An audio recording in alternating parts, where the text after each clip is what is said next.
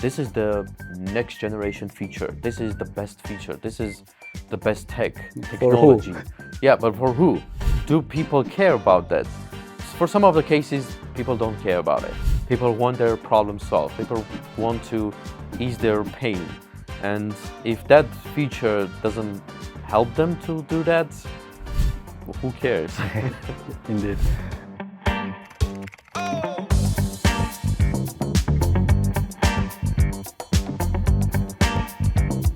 You are watching the Creator Chronicles. Hi, I'm Artur Papikan, and this is where we break down the silent mistakes that are happening to the different stages of a crowdfunding campaign. A lot of founders think launch is just the beginning. Actually, it shows the truth about the early stage preparation. And to dive deeper, today we have Mushegh with us, a project manager who has seen a lot of times how this first-hand preparation builds the momentum. Mushegh, based on your experience, how does the pre-launch preparation define the outcome of the launch?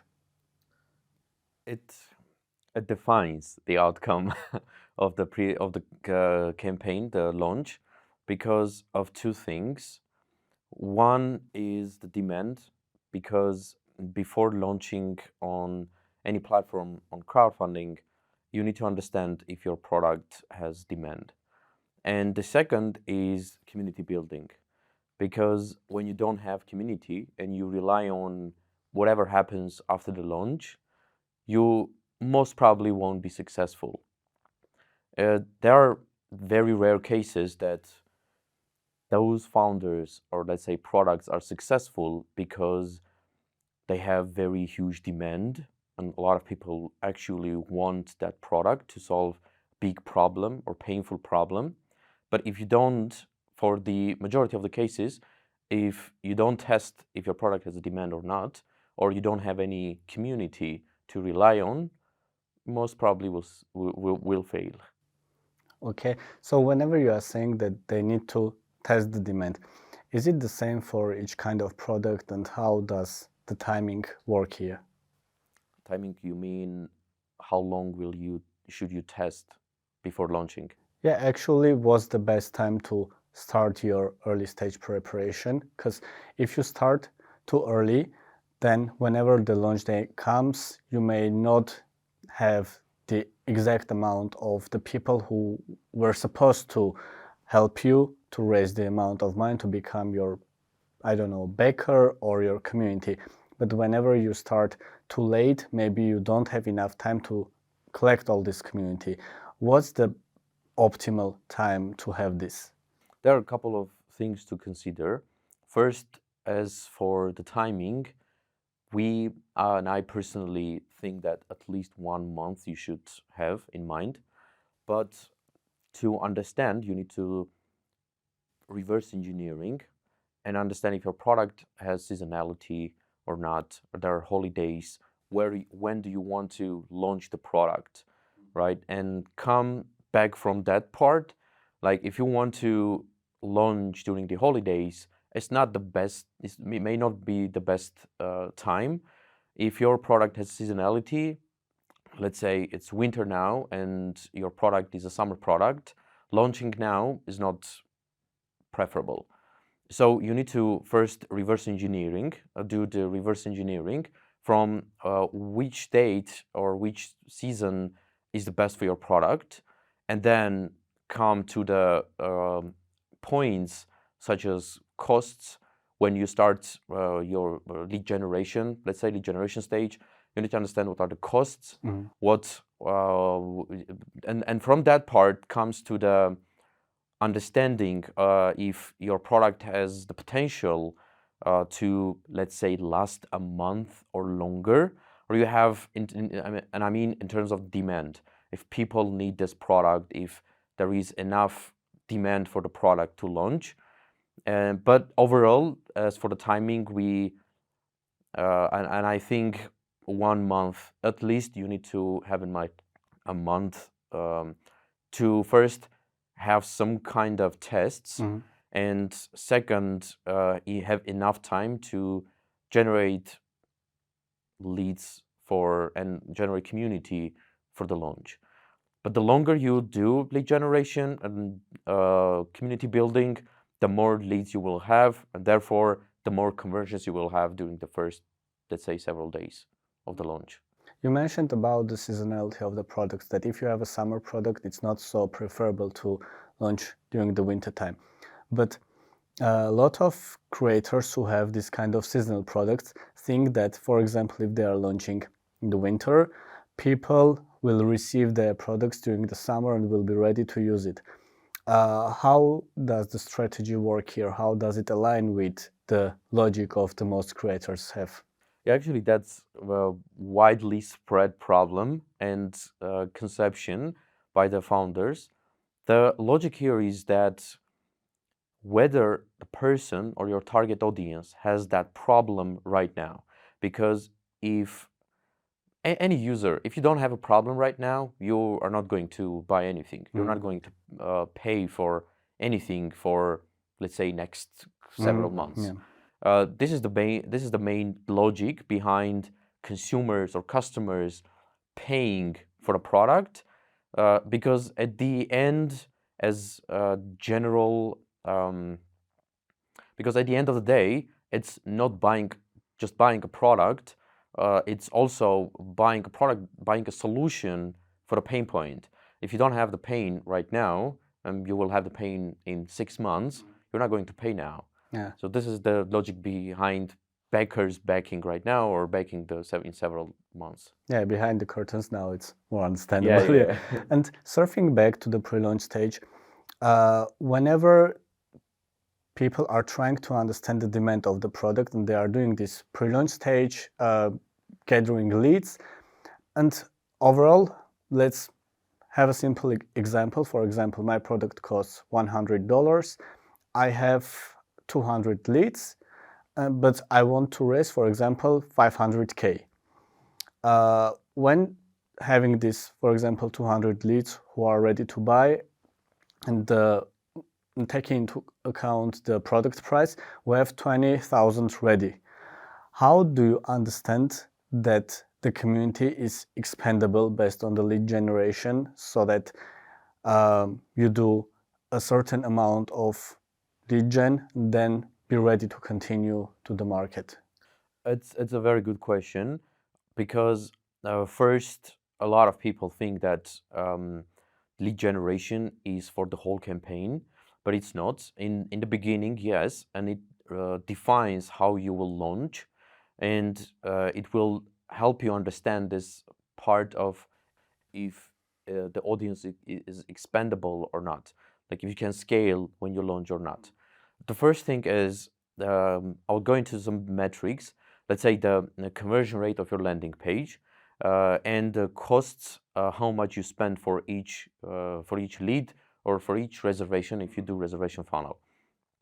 If the cost of each, let's say, reservation or lead, in terms of reservation, if your cost per reservation is lower than 10% of the product price, it means that you can spend a lot more on acquiring more reservations and therefore more leads, and which means that you can, and when you see that the subscription rate, let's say the conversion rate of your landing page is high, and we expect like 20% and even more, that means that your product has demand and it's scalable, because a lot of people come to your landing page, they convert, they need the product, and therefore they also pay the price that you ask for. And therefore you understand that there is the demand, and also the price that you are asking for is good for your target audience. And in this case, when you have significant enough amount of leads and the data to rely on, and in this case, it doesn't matter like if you have 1,000 leads or 5,000 leads, to understand if when you launch, can you scale or not? Yeah, answer to this question. Because in this case, if you already understood that yes, that's scalable, meaning that you pay good, the cost is good and the demand is good, demand is there, you can scale when you launch, and paying not just 10% from the customers. They don't pay only, let's say, 3% for the reservation, but the whole price. This means that you already know that it's it has demand and it's scalable. And then comes the launch date. And when you launch, you know that you can start pouring a lot of money and scale the audience and scale the conversions and scale whatever the activity you were doing. During the pre-launch stage, when you are trying to measure the customer purchase intent and actually the demand itself, you are preparing for the launch day. But what about the continuation of the campaign? How are you inserting the strategy of the whole campaign when you are trying to pay the attention on the lead generation, understanding the demand whatsoever? Or another following question here at the same time, when you understand that there is little demand, are you still preparing for the continuation of the project, or it differs? Yeah, so first, when you already know that it's scalable, what strategies you prepare for after the launch, right? So in this case, when you do lead generation, you get a lot of insights from your leads and reservations. And basically those insights give you directions or on what your target customer spends their times on.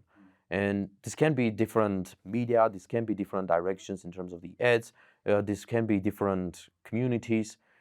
And therefore you already know that, okay, so I have, let's say, 1,000 leads, but I know where to find, let's say, the rest of 5,000 that I want for my crowdfunding. And therefore, you rely on your community, on your leads, on your reservations to really have really big launch, but then invest money and time on those directions where you can find the rest of your, let's say, the potential customers. And it doesn't matter the direction. You can start pouring a lot more money on Meta ads or Google ads to find more of your customers and keep bringing more similar people. And also reach out to media that you know these directions or these media directions are where people, where my target audience spends a lot of time on reading articles or subscribe to. And this is where your strategies come from to understand which directions or what strategies to invest money and time after you launched. Because the first, let's say the first week of the launch, I would say the first 3 days of the launch, you rely mostly on your lead generation results, meaning your community, to really boost the campaign and create the credibility for other people. Because whenever you bring new leads, new people, new traffic to your landing page on Kickstarter or on Indiegogo, people see that if you reached your funding goal, if you raised, let's say, $100,000, if you have good amount of backers, this is also some kind of credibility for themselves to convert easier. And the second question, to answer the second question, what do you do when you see there is no or low demand for the product? First, we start speaking about the issues. Let's say, is it specifically the demand is low for the product, which means that the cost may be very high when you launch, and basically because the problem that the product seems to solve is not a big pain for the customers. So in this case, there are a couple of directions we can go depending on the cases. First, we can just stop doing anything because there is nothing you can do. You need to completely change the product, which is also which already is different product. Or if there is any insights from your leads or reservations about specific features that you can add to increase the demand, it's we speak to the founder, we see if this is possible, and if it is possible, how it can affect on price, and if it can affect on price, we need to start testing different prices to understand if the demand and the price can, if you can go forward with that price, with higher price. And I'll give you an example. One of the campaigns we launched a couple of weeks ago, Code Dot, it didn't have certain features. And after analyzing the surveys of our backers, we understood that there are one specific feature, which was NFC feature for the product, that people really loved. And they said that, the price was a little bit higher for the features that I paid, but I paid because I love the product. But we would like to also pay for the product that has NFC feature. And the founders could add the feature without adding the price because of low cost of adding that feature specifically. And the demand for that product skyrocketed. Like the daily sales doubled. And we saw that after we reached certain point threshold during the crowdfunding campaign, and after that they added that. When we added that and we introduced this new feature to the product, to backers and to everyone else, the new audience, we saw that the demand, the conversion rates, the sales doubled. Yeah, so here is working kind of co-creation with potential community. So the hidden feature of the strategy here is that you can turn basically every potential backer into community. Yeah, that's very cool. So another thing is the misconception or misunderstanding that a lot of founders are having during the pre-launch stage, that again, most of them are thinking that they are just doing lead gen, they are gathering leads, that, for example, if they hit exact amount, it's ready to go ahead and hit their target. What is the top one mistake that they are making here? Okay. I think mixing two things in terms of understanding if there is the amount for the leads or community and the metrics that you should look at, going back to the question about the scalability, because when you do lead generation, the pre-launch stage helps you first understand if you can scale, if the product has demand or not. That's the first thing that people need to, the founders need to understand. And the second, okay, so based on the price of the product, how many people I should have, meaning that, let's say, leads or reservations, so that my launch was great. And specifically for this, we have average numbers based on our previous experiences. We expect to convert, let's say, about 2%. This is the best case scenarios. 2% of the leads and about 20 to 25% of the reservations. No. And if you see that the number of reservations that you have and expect to convert, let's say, 20% of them during the first day, it will be $2,000. Then probably you need a little bit more time, a little bit more reservations. But if the price is very high and you think that 20%, converting 20%, it's already, I don't know, let's say $50,000, that can be a signal to, okay, so in case, the holidays are getting closer, I need to launch quickly. So this may be a good amount or enough amount of reservations or leads to plan already the launch. Again, jumping back to the strategy, you mentioned that you are doing surveys as well that define kind of core product characteristics that people are paying for. Can this change the strategy itself?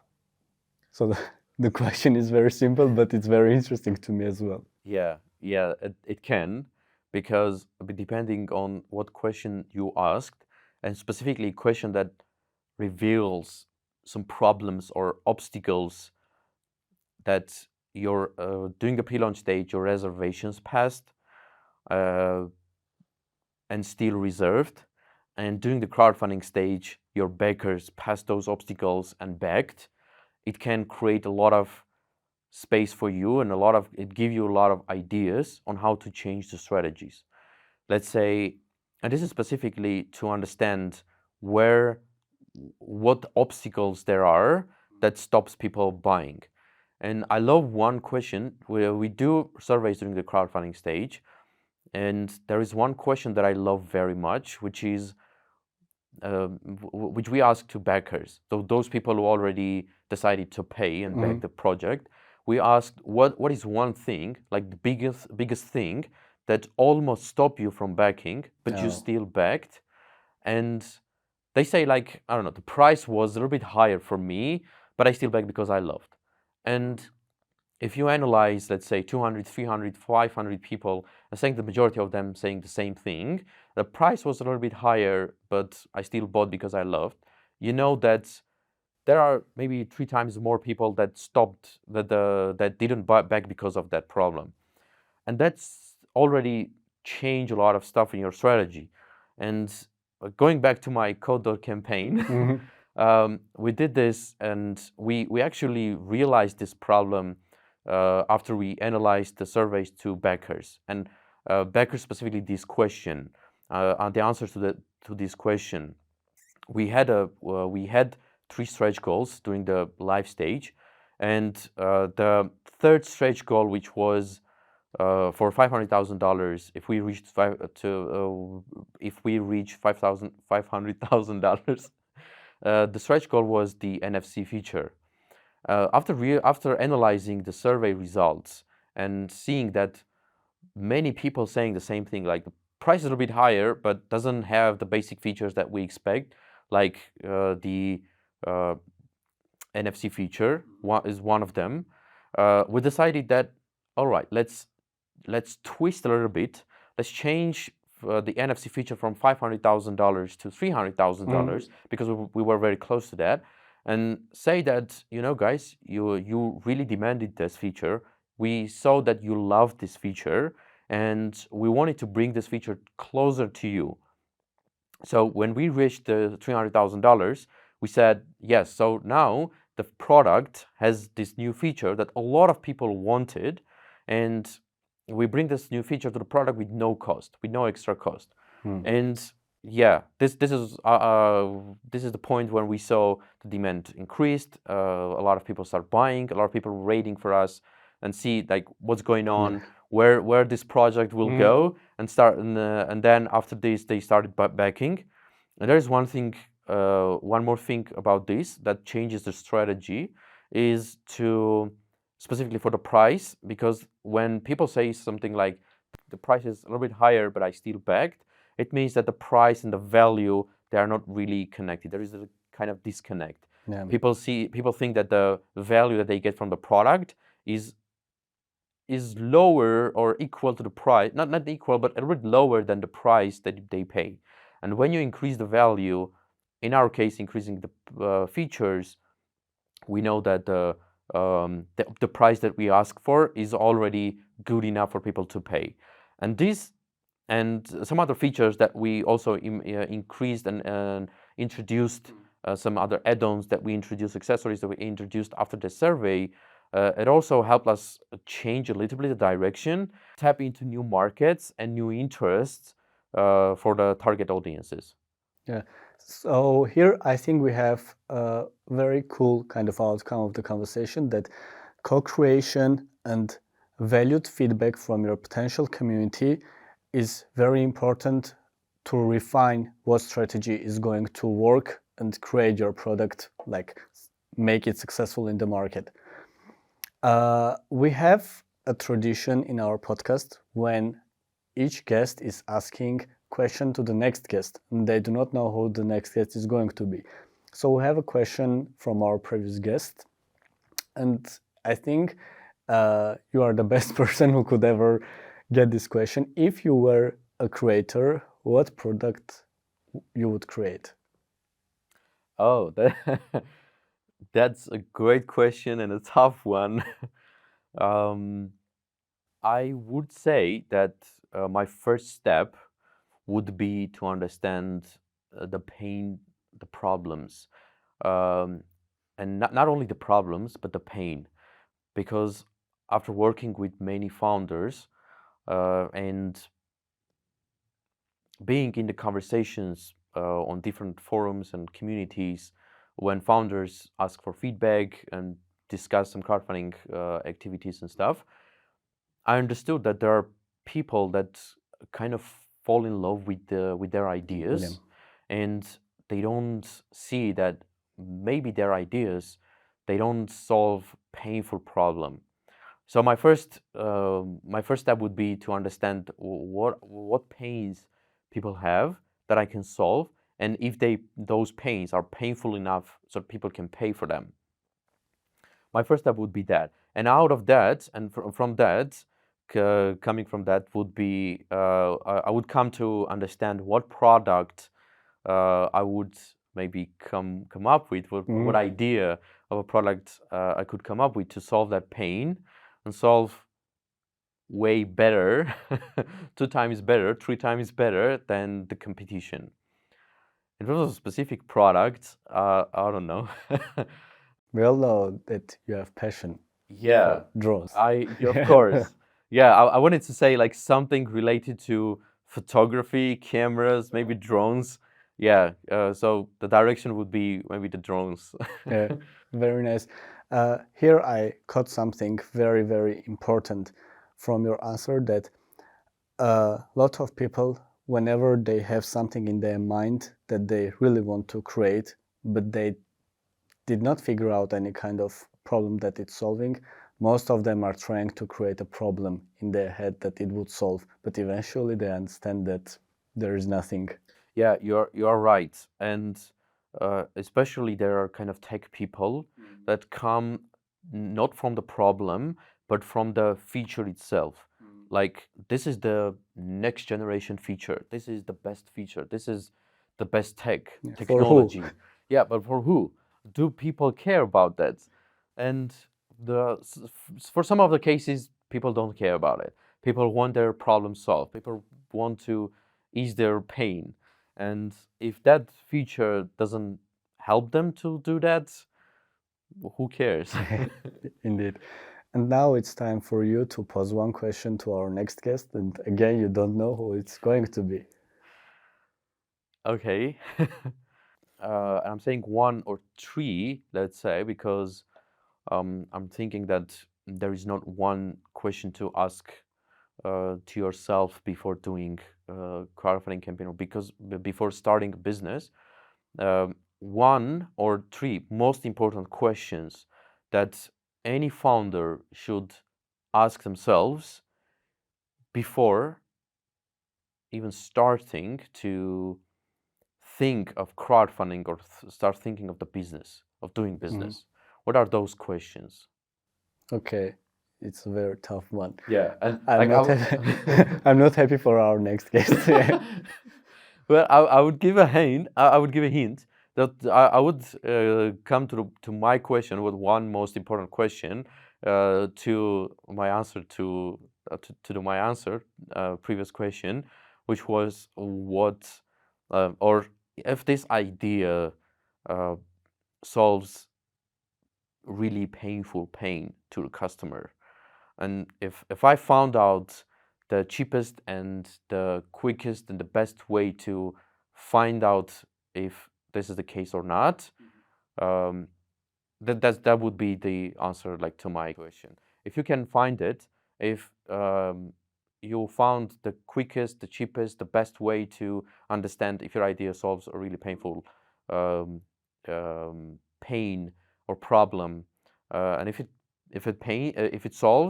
does address these pain problems, then you have a good chance to succeed. If not, maybe think of another idea. Perfect. To sum up our conversation, what would be one core advice to all of the creators? I would say, yeah, don't fall in love with your idea. Too early. What? Too early. Yeah, too early. And when you already found out that there is a really big pain that the problem that your idea solves, be open to changes, because the initial features that your idea or your product will have, it's okay to change, because you're entering to the market, and because your idea solves your potential customer's problem. So you know the best way that it will do it, but also they know how they would like their problem solved. So be open to also changes, and as you said, co-create with your community. Thank you very much, Mush, for being a very important guest to our podcast, because we never had this kind of conversation previously, and this was kind of a co-creation conversation. And thank you for having me. Okay, so thank you for listening to our podcast. So if you have any kind of question to Mush, make sure to drop those in the comment section. Also hit the like button and subscribe. Stay tuned.